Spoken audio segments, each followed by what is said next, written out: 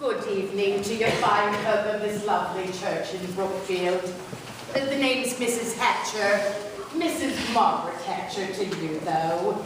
I don't really care for all the proper titles and such. I prefer the welcoming way of me ancestors in merry old England, back in the village of Nottinghamshire. Now, don't get me wrong, there were plenty of good folk in the gentry and such. Well, the Falutin family comes to mind. Oh, where was I? Sorry. You'll have to forgive me. Sometimes the brain gets a little addled since Mr. Hatcher passed on. Oh, God bless his heart. He and I would sit in front of the fire in the evening, warming our bones with a cup of tea and telling each other of the happenings of the day and reading from the Bible. Well, there are many good stories in there, mind you. We love to ponder the Psalms for comfort, reading of the old days of Moses, and of the lessons to be learned from Jesus. Now, way back in England of yore, storytelling, or mumming as it was called, was a way of passing down what we learned, of living right with God in our hearts, being good to each other, and helping the wee ones understand life. Lots of cultures interpret the Bible differently, so we can all understand what it's trying to tell us.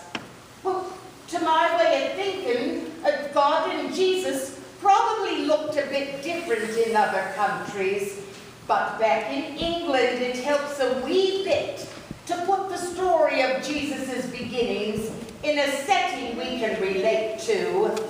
So, what I'm going to do is tell you the story of Jesus, his birth, from me and me kinfolk's point of view.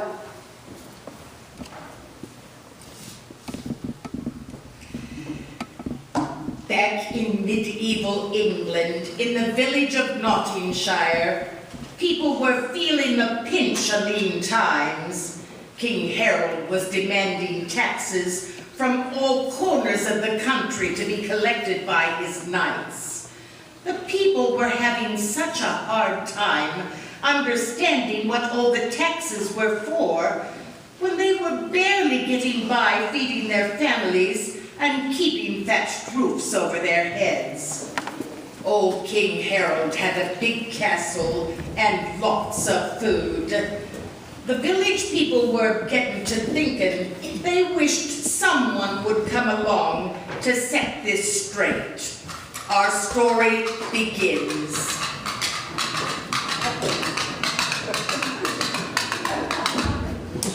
Good Madam, on behalf of Lord Bruton, I am here to collect the monthly taxes as decreed by King Harold. But sire, time's been lean here in Nottinghamshire, and I haven't enough to spare. I will have to take whatever you have. If I could fight against poverty, I would. In the name of God, we need a savior.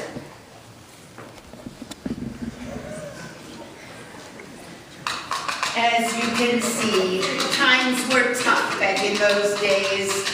King Harold collected taxes for every person in the village. It was up to the lords overseeing the land to report who lived and worked on their property.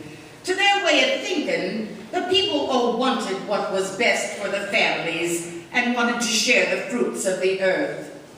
Now, Lord Falutin, he was a good man. Mooney family lived on his land for generations and worked it right proper. Lord Falutin had a lovely daughter, Mary. Everyone referred to her as Maid Mary because she didn't want to feel all high and mighty in the manner above the peasants. People would say, "Who's that living up there in the highfalutin manner? You should be one of us." So good little Mary did, bless her heart.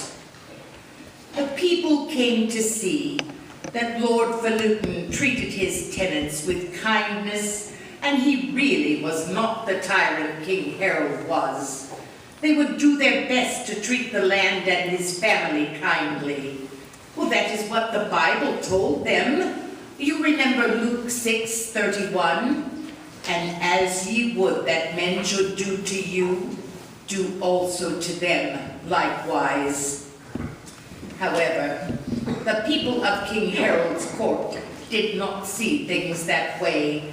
They liked things handed to them and took what they wanted from the poor. Good village people,